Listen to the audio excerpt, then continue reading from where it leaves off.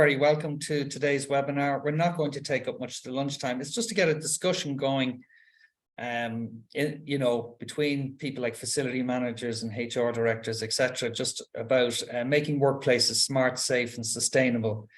And we hear a lot about smart cities and smart buildings, and the power of data. And again, a lot of people probably don't know an awful lot about this space and things like the Internet of Things and that. And we're here to kind of just demystify that and give you what our knowledge is. So this is a tell, not sell. We won't be promoting anything here. It's just more to get a conversation going, and we'll sit back. So what we're going to do is present over the next half an hour. If you could save your questions till the end, what we'll be doing is having a Q&A session. So just write them down. You can put them into the Q&A chat side, and I'll read them out then at the end of the presentation. And I think we should be all done, 35 minutes. And again, I think we can deliver a lot of information over that half hour. So thank you all for attending. It's great.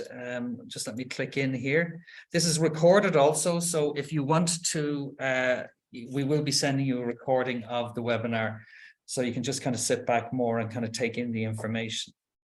Today's agenda is smart buildings and technology, where Peter's going to talk about smart buildings and the technology that's used in delivering smart buildings.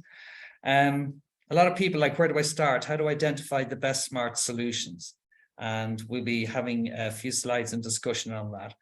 Then I'm going to talk about some case studies. I think they're a good way so people can either identify that may be useful, or at least gets them thinking about how technology, IoT technology especially, can solve some of their issues within the smart building arena. Then we're going to talk about, it's very topical now, building certifications and visualization. And just a little mention about new upcoming regulation as well, and then the Q&A. So I'm going to kind of pass this over now to Peter, who's going to start off with, we're going to start off with a quick poll. Okay, so hello everyone. I want to start off with a quick poll. At the moment, there's about 45 million buildings in the world that will be considered smart buildings, but this is projected now to grow significantly to 115 by 2026, right? Now, the question for you is what percentage of these smart buildings is projected to go to non-residential properties? Okay, so where do you think it is? What percentage of these 115 million smart buildings will be non-residential? Is it 30%, 60%, or 90%? So just interested in what people think. Okay, we have people interacting there. We've 29 answers, 30 answers, 31 in there, 32. So let's just end the poll and we'll see. There you go. It's a bit like the X Factor here. So share the results. Okay. So yeah, sharing the results there, you can see actually there's a reasonable spread. People kind of think 30% think it's 30%, 43 think it's 60%, and 26 think it's 90%. So now probably it is going to surprise most people what the answer is, which is that it's 90%. So what will be the vast majority of buildings will be in the non-residential sector. So all your smart washing machines, Alexa at home and all that, that's only a small fraction of the market. The market is the commercial sector that are going smart. That's what's going smart with buildings. And so brings me on to smart buildings and what is a smart building. And it's quite a difficult thing to define, because all commercial buildings have some level of automation, have some level of digitization. So I suppose what I find helps is to explain it is well, it's really a journey people are going on from where they are today to where they're going. It's not just a big bang, sudden we change this building from dumb to smart. What we're witnessing, what we're seeing out there happening is that increasingly people are moving away from pen and paper based systems within a commercial building into automation of data gathering. Automation of data gathering is cheaper, far better quality data. And you see that trend is happening all the time. The flip charts of people filling out Excel spreadsheets is starting to go away. there's automation is going in. Increasingly, people are moving just from simple ventilation to proper demand, sophisticated demand control ventilation.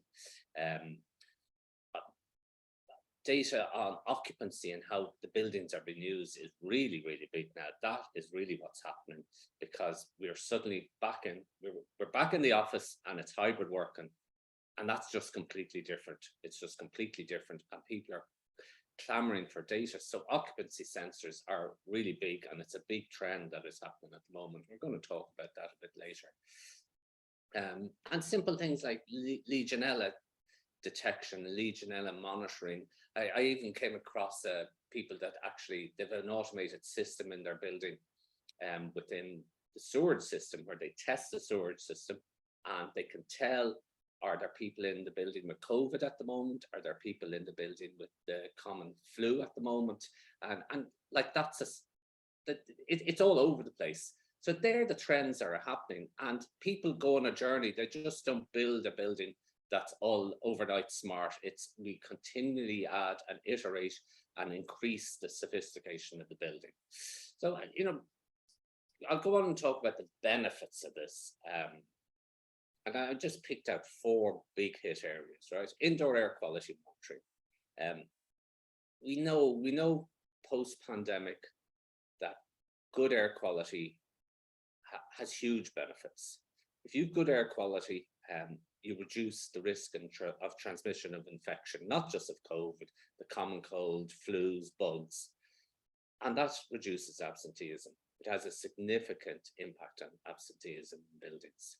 Second thing is productivity. If you're in a building with poor indoor air quality, productivity plummets. And we all know that. We've all sat in meeting rooms, stuffy meeting rooms, and you just want to be out of there. You don't want to work.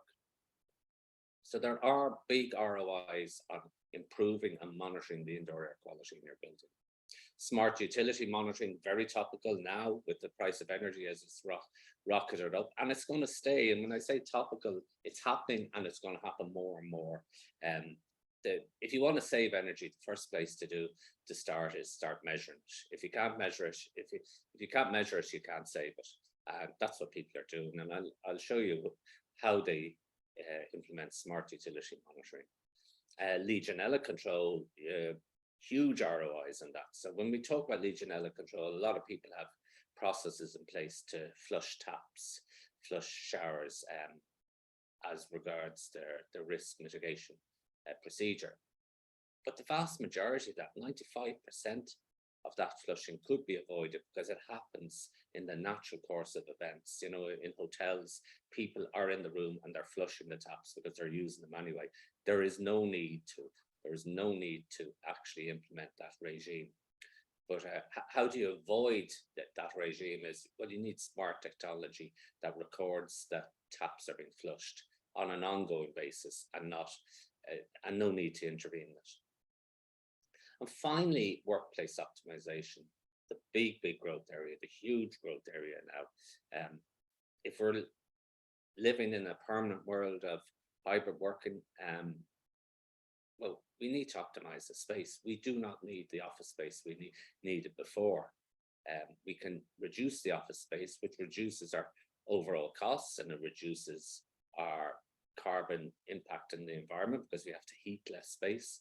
But you need data to do that. You need to understand who's in the building, what parts of the building have been used, how you optimize it. And data is your friend here in that. And you can get huge savings in office space if you understand how it's been used. So I'll move on to next, smart technologies. I'm going to introduce Internet of Things in this slide here, right? For years, we have standalone devices like an AC unit sitting on the wall, a chiller unit. It's automated, it's digital, but it's totally isolated. It works away on its own within a room. That's a standalone device. Do you call that smart? Not very smart. It's digital, but it's not very smart. Then you move on to the second level of smartness, is where you've hardwired devices into your building management system. Yeah, these are smart. They're interconnected, but the big drawback with them is they're still isolated within the building. They may or may not talk to each other in some manner or means. They'll have limited internet capability, as in most of the data is stored locally and is only accessible maybe from a PC in the basement of the building, maybe a bit more than that. And there's various degrees. And because they're hardwired devices, they're hard to incrementally add on to. And as I said to you, what we're seeing, the trend in the industry is people are going on the journey, and they're not just jumping off the cliff and spending loads of money on everything. They're saying, well, we're going to do Legionella this year, and later on the year we might add on indoor air quality. Later on the year we're going to start optimizing the parking spaces, etc., etc. So this is where IoT, the Internet of Things, come in, and internet is the key thing. The way IoT works is it goes directly from a box on the wall, a box in the basement, a box somewhere, gathering data, goes directly from there into the cloud, and that's crucially important. That means not alone can the people within the building get access to it, but anyone involved in managing or having oversight to that building has access to it, and has access to that information and data in real time. And that's really important, not just data that might get loaded up that night or at the end of the week or sent in by this electricity supplier 2 months later. It's real time. That's really important. And it's really important that it's cloud stored and in the internet. And that's what Internet of Things are. So how does the Internet of Things, IoT, create smart buildings? And what makes IoT better? Well, what makes it better is that it first of all operates on an independent network. Really, really important. Like you can't run a business operating on Wi-Fi. It's way too fragile technology to operate your building on. People change the passwords, the Wi-Fi goes down. It can be hacked. There's a lot of problems with Wi-Fi. It's not suitable for smart buildings. You need an independent network like a LoRaWAN network or a Sigfox network. They'd be MBIoT is another very good network, and there are other ones coming across that are independent to the building infrastructure. Invariably, you need long life battery devices, or better still, and the big trend, what I'm seeing in equipment coming around now is solar powered devices. So and they'll operate solar power based on the lighting within the building. They don't have to be outdoors in the sun. But that means it's a lot easier to install the equipment because you don't have to get power supplies, which can be very expensive to get power supplies, and they're very robust. They don't suffer from power interruptions. And finally, data on the cloud. You need to go straight from the box, the piece of equipment, straight into the cloud. If it's going in any interim step and it has to be downloaded, that's problematic. Data security is the other huge advantage of IoT. IoT is a very robust technology. It's resistant to hacking. The data is fully encrypted, and it's on a secure cloud-hosted platform with proper redundancy, with proper storage. And that's really beneficial. And this all adds up to cost. It's a really, really cost-effective solution to getting you down on the journey to smart buildings. Now, this is a quick slide, and this brings it home. I've been talking at a higher level about IoT, but what is IoT? So I'm going to start in the top left-hand corner, water meter. People are used to, maybe if they go around with a pen and paper, getting water meter readings every month or every week even sometimes, but often they're reliant on their water bills, which can be horrendously inaccurate, but they don't know how and when they're using the water. The minute you start putting IoT equipment onto the water meter, you say half-hour water usage, you can tell so much. You can identify leaks, because commercial buildings generally tend not to use water in the evening time, nighttime, and weekends. And if you see water usage, you know you have a leak. Likewise, electricity readings, that people may have access to half-hour electricity readings, but often they don't. And even if they do, it can be quite late. It can take a month to get the data. Whereas live electricity readings, give so much more insight into what's happening in the building. And of course, you want to not just measure the income into the building, you want to start looking at all the different branches it goes off to, so you can implement energy saving initiatives. Air quality, I mentioned that before, big drive there to implement air quality monitoring. You know, some buildings might have air quality monitoring within the ductwork and the main supplies, and that's all very well, but that doesn't mean that the meeting room in the corner is getting proper fresh air at all. You need an independent monitoring system to see what's happening in your air quality. That data needs to be in the cloud so you can relay it to the occupants, the staff, the customers, etc. Water temperature monitoring. So this is Legionella. IoT devices can clip onto pipes and tell you, are those pipes being used? Are they being flushed? Is a correct temperature being achieved? And as anyone involved in Legionella monitoring knows, you have to store the data for 5 years. And what better place to store it than in a cloud-hosted database? You have the data, it's secure, it's addressable, and you can show to the authorities as and when you may need to. Occupancy, big boom area. If you see that picture there, it's a small PIRD device, the type of device, the alarm you have at home, but this is a standalone battery operated device, and it says, yes, there's someone at this desk. No, there isn't someone at this desk. Yes, there's someone in the room, or there's several people in the room. No, there isn't. And it just gives you a wealth of data. You know, well, actually that desk has only been used 5% of the time. It's very expensive, and the cost per square foot of that space is expensive. We need to do something to optimize that space. And finally, the one I love most is safety equipment. So this is essentially a vibration detection on an AED unit. And the thing about AED units, particularly in public spaces, but even in private spaces, AED units, if they're being used for two reasons. One, somebody is in dire need of an AED unit and they're being grabbed, in which case you want to alert a first responder. Or alternatively, unfortunately, in public spaces, if they're being taken maliciously, and these are expensive pieces of equipment.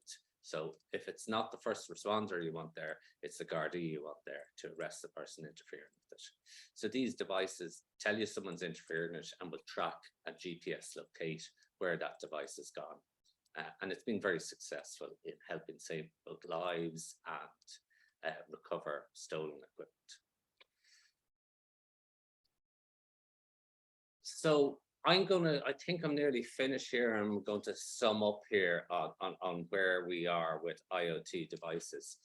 Just to recap, the device, it's really important in my view to see that the devices have long life power batteries, or better still, if they have solar or inductive charging, it's really good. Like on some electricity meters, they have proper inductive charging, so they run forever. And that's on with clamp-on CTs, and that's a really good solution. It's crucial that they operate on a proper independent IoT network, separate from your building Wi-Fi, something that's really secure and that can transmit data over long ranges. And I'm just giving an example of LoRa, Sigfox, NB-IoT, and there's various other ones that one can recommend. And it's good to be kind of technology agnostic to some of this stuff, but you need to know what you're doing. Has to be in the cloud. It's the only secure place for this data, and it's really important that it is in the cloud, so not just that people in the building can get access to the data, but everyone involved in owning, running, and managing that building can get access to that data. And real-time data is a lot more powerful than stale data. So you want that data streaming through in quasi real time so that you can take timely and informed actions. So I am going to hand over to... Yeah, Peter, it's just a timely question that's come in from James. It's a good question. What's the best way to measure and manage all the different IoT devices from different sources? Yeah, you ideally need a common platform. That's the utopia, okay? but we live in the real world, and it would be great to get a common platform. But if you can't get a common platform, you need platforms that talk to each other, that have open APIs. And that's really, really important, that you mightn't be able to get a single platform to do everything. And then you could potentially become, a victim of, a hostage to that vendor, but you need to insist, and I suppose I didn't put it on this slide, you need to insist that there's open APIs, that if I want to take that data from the platform into another platform for other reasons, that I can easily do that. And that's really simple to do these days, as long as the supplier of your IoT technology facilitates it. Okay, thanks, Peter. I'm just going to talk through a couple of case studies, folks. This one, CO2, carbon dioxide levels. Now, we all know CO2, well, we should know at this stage that CO2 is a very good proxy for ventilation, measure of ventilation. And you'll hear it constantly during the COVID times, okay? But I just thought I'd use a different slide here, just kind of talking about, this is we were into air quality monitoring pre-COVID. And this was a huge survey that was done, study done in the UK over 2 years, and workplaces were tested about fluctuating CO2 levels, okay? So employees were sent tests via email up to 3 times a day as part of the study. And then the whole idea behind this study was, the methodology was that they were able to calculate the impact of CO2 and temperature on perceived productivity in those workplaces. And as you can see, I've put it out there in bold, with lower CO2 levels, like this wasn't just a quick, random 2-week test. This was over, I think, 11,000 offices in the UK over 2 years. And with lower CO2 levels, employees' test scores improved by up to 12%. But what was really interesting was that the people with a good working air quality, that they could work up to 60% faster, but reduce CO2 levels. So, when you're in a meeting room, anything like outside, CO2 levels are about 400 parts per million. Outdoors, inside, it's kind of acceptable up to 800, 1000. But we're looking at rooms in buildings now that are like up at 4,000 or 5,000 meeting rooms, and people aren't being as productive as they could be. Never mind the spread of the virus itself. And just what I wanted to, this is going to be kind of graphic, but it's actually a really good, I think it's, if you have the CO2 levels at 400 parts per million, which is outdoor, right? The CO2 levels.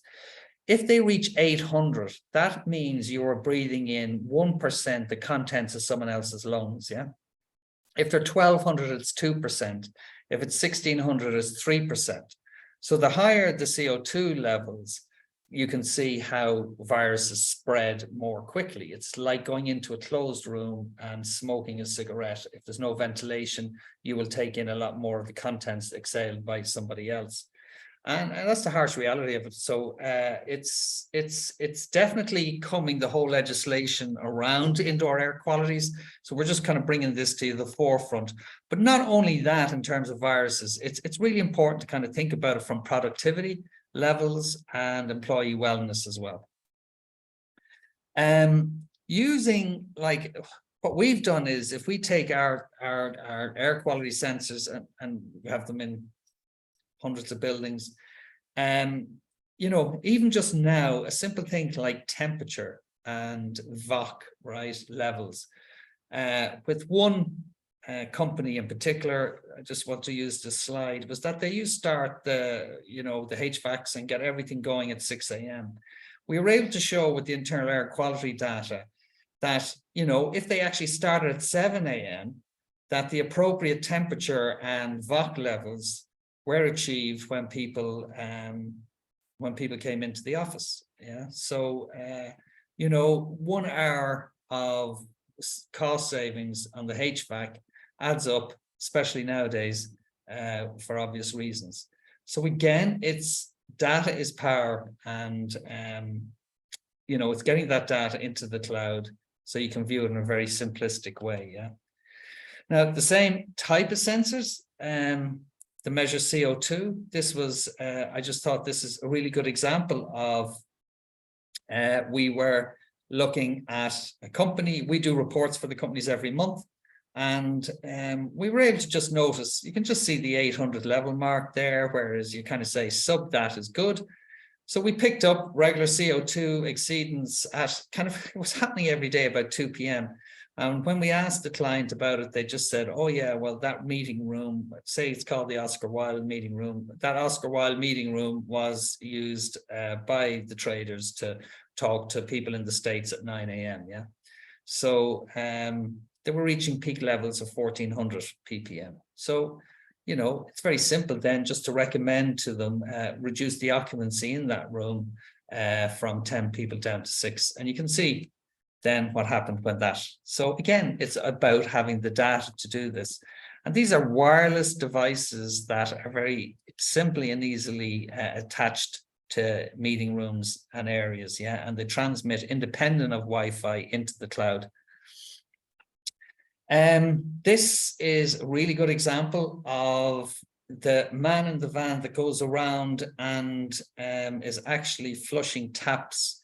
They don't know which taps have been flushed, so they flush them all. And there's hot water, a lot of hot water goes down the sink. There's also a lot of diesel in the vans, etc. And when you actually think of it, I mean, technology was built for this. So, you know, across 150 sites in Europe, there was savings of 700k per annum on physical labor costs that people, because in this case it was something like 95% of all flushes were eliminated, because the technology showed that there was, these taps had compliant flushes and they didn't need to be checked because it was all compliant flushes. So everything from labor savings, energy savings, and water savings. And it just makes so much sense to at least be looking at, you know, this, the low hanging wins, yeah, that you can get ROI, bring, you know, start talking to your clients about smart technology. So, you know, this is really good. Now, people say, how do I visualize the data? This is an example. The Ziggy platform anyway is over on the bottom at the left-hand side. We have people, you can have different portfolios, different buildings. You can assign different accesses to people to access, like one building manager only has access to, you know, one building, etc. It's very simple. And the whole idea is, you know, there's different ways to visualize this data. This is one way where you can take a floor, you can look at a meeting room, you see a red dot, you know, there's an issue. You will have set those 3 thresholds. Normally it's 800 and 1600. If it goes over 1600, it's red. If it's 800 to 1600, it's amber. And you're able to just look very quickly there and say, okay, there's an issue. And you can do your reports then and see the averages over a month. Yes, Peter? I'll come in there, Kieran. So what we found in ZiggyTec, we found, like, people talk about visualizing the data and getting insights from the data and that. And I suppose I categorize, data is data, but what do you mean by it? We kind of see the data being used in 3 ways, okay? 3 important ways. The first is real-time data. This, what Kieran went through there, is a really good example. That's pushing through real-time data. This is what is happening at the moment. So people managing the building might watch that, but often occupants, people using the building, will watch that. And that's the first use of data. And hence, it brings back to the point I mentioned earlier on, IoT is great for getting real-time data. There's one thing getting data, but if you have it in real time, you can push it through to a visualization like that. And that allows people to take action in real time to control things.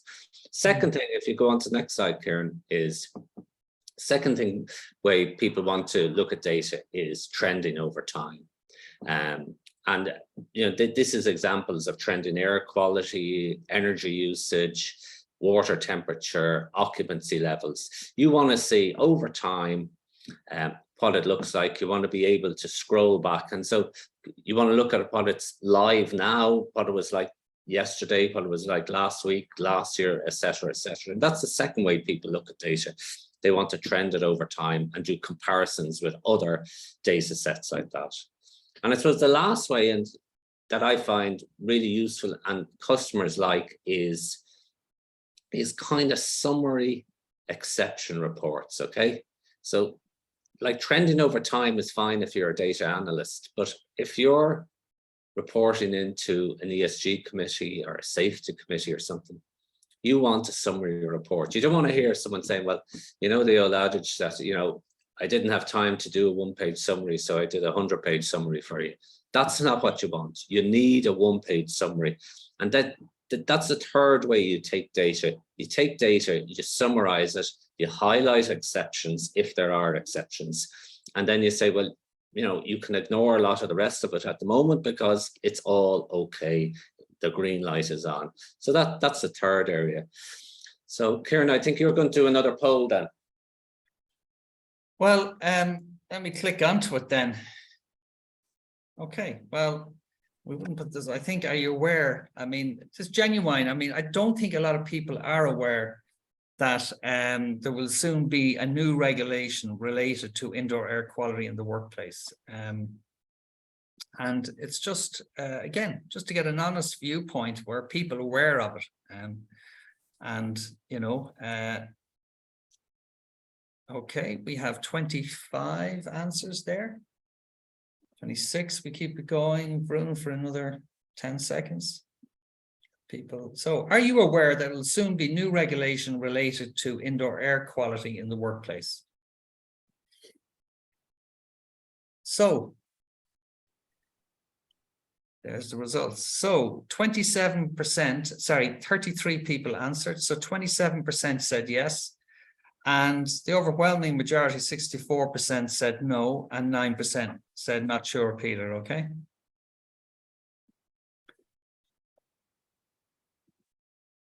So, yes, there is, okay? And, you know, you can tell, we can share this, but if we look at that, looking forward into the future with the upcoming regulation, yeah, I mean, this was something just from the business post there, and there's going to be new codes of practice aimed at protection employees' health, and they're going to, so legislation is coming in. I know in Ireland they're calling for people to submit, and the legislation will be brought in, they're saying about Q2 next year. So it's kind of trying to get on top of this, guys, before legislation comes in, because you will be asked about it. And you know, it's a big, like the sets out here, the CO2 levels to be less than 1,000, it should be 1,000 parts per million. That's what they're aiming to do. So that's what we're trying to help people achieve in this space. So I think it's a really interesting area.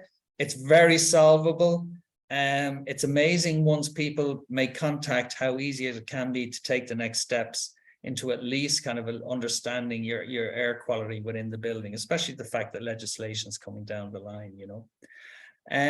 So that's it now, and I'm going to open up here for James has asked a question, and if anybody else has any questions, I'd be happy, very happy to take those questions. Here's now, let me just... I see Malcolm picked up the typo on the slide that you corrected, Kieran. Yeah, it is 1,000 parts per million. The slide, there was a typo on. Yeah, I think it'd be pretty hard to have it under 100, Malcolm, anyway. We'd have to have a lot of plants in the room then. There's another question in there, Kieran, you might take on the... Yeah, what is the minimum investment required to become a smart building? Now, that's a good question, because a lot of people kind of ask that. Okay, I think we have a good understanding from Peter's explanation of kind of smart. Smart is a journey. You know, it's not a destination. It's a journey, and you can start looking.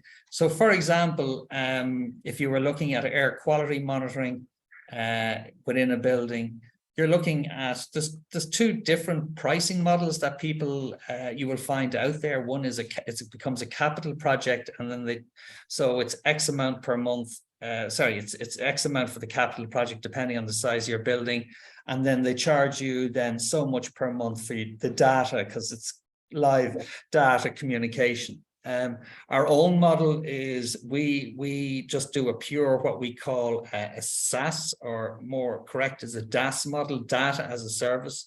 So we fully install. It's a bit like Sky. If you take a subscription to Sky, you know, they deliver a box. That's what we do. We deliver the air quality devices. We look after them. We monitor the heartbeats on them. We have alarms around this. We make sure the equipment is working perfectly well. And we Kieran, I think people horrendously underestimate the level of the requirement to maintain this equipment after it goes in. Okay, Very they true. think, oh, you know, I'll buy that box. The internet is free, Wi-Fi is free, and off we go. But what happens with those systems when they go in? They work on day one fine, but they just start to slide. And like everything, if it's not properly maintained, and if there's someone not dedicated to maintaining it, it will slide and the data will fall into disrepute. That's why we would advocate software, data as a service type of thing, because the contractor is incentivized to keep that data accurate, reliable, consistent, and flowing all the time. And it works far better, and it ends up being far more cost effective. Yeah, and I mean, cost effective, you're looking at, there's no installation cost, no hidden charges. And you're probably, so you'd start off with, depending, but it's just so much. I mean, it can vary IoT devices per month from €6 per month per device to €22 per month per device. It just depends which devices, etc. So hopefully that gives you a cost. So for example, if you have a building with 10 IoT devices, you'd take 10 times €20, say, is €200 a month by 12 months. And that's your annual fees for installation, maintenance, reporting, access to the platform, phone supports, all of that. So hopefully that answers that question for you. Any others? Tahir. Yeah, so sorry, I just want to read out the question, Peter, just for people who mightn't be reading the screen. What type of building and professional certification is available in the industry? So it's a really good question, because it's a very new area, IoT, and I suppose in general there's not that much certification. So one of the ones we use a lot is the research certification. It started out just for air, but it's now covering everything, and it's designed around Internet of Things certification, that these devices work correctly and send the data correctly and communicate correctly with the reset. So reset is one of the main bodies for professional certification in this area. It's the one I'd recommend. Yeah, and I know Maria Garcia is in the room there. So she's doing an awful lot of work in that area as well. Okay, how can indoor air quality monitoring help with ESG certifications? Do you want to take that, Kieran? Yeah, well, I mean, in terms of this, we find there's an awful lot of people, as you say, going for GRESB certification. We have an awful lot of clients now. I don't know if everybody here knows what GRESB is, but it's the global real estate sustainability benchmark. And it's one of kind of the latest and greatest, where they actually can, you know, compare one building to another in terms of a scoring mechanism. And I know for indoor air quality monitoring, to get a higher GRESB score, if you have automated air quality gathering and data, then you get a higher score. So we're finding that big portfolios, funds who own multiple buildings, going for GRESB scoring. This it's very, very important that they get certain automated data. So that's how it can help. Liam, thanks for your question. Very good question from Liam on asking, is it recently constructed modern office buildings in Dublin? How smart are they? Like everything, it depends, but they tend, like what I've witnessed is the smart stuff that you mightn't necessarily see tends to be value engineered out of the building before it's built, right? So you're getting these really, they'll have fabulous lobbies, the facade of the building will look great, but the very rudimentary air conditioning. They won't even have demand control ventilation in it. They won't have occupancy management. That'll all be value engineered out of it, and that's unfortunately the way some of the modern office buildings are built. You know, not all of them, but it's not a great benchmark. Okay, and last question: do all IoT devices store data in encrypted form? They should. They should. Not all of them do. Well, proper IoT devices invariably do, would be the answer there. But if people are running a local network within a building complex and storing it on a hard drive within the building and maybe sending it to the internet, there's probably isn't encrypted, would be the answer there. The messaging within that network is probably not encrypted as well. So one needs to be very careful with that. It is important to encrypt all this data to stop people hacking it, because that's the world we live in. People are robbing data all the time. And jamming as well. I mean, the whole thing with IoT and like Sigfox and that is that it's anti-jamming, yeah. And there's whole white papers on that. I won't bore people with it now, but that's, so you have to look, where Wi-Fi, you can jam Wi-Fi very simply, so that's why we use an independent network. So it's anti-hack and anti-jam things. So that's it. Tahir, yes, Tahir, we can share the recorded version of the session later. I'm sorry you couldn't hear too well earlier, Tahir. But hopefully on the recorded version, it might be a little bit different. So thank you for that. So guys, we're going to wrap that up. Hopefully that just gets the cerebrum juices flowing a little bit about what IoT technology can do. It was a pleasure for myself and Peter, and thanks so much for coming along and sharing your lunch with us. Your lunch time, I should say. We have to get our lunch now. So listen, if you have any questions, you know where we are. And if you have any questions, just come back to us, and we'll send a live recording to everybody, okay? And wish you all a lovely Wednesday afternoon. So take care, everyone. See you. Bye.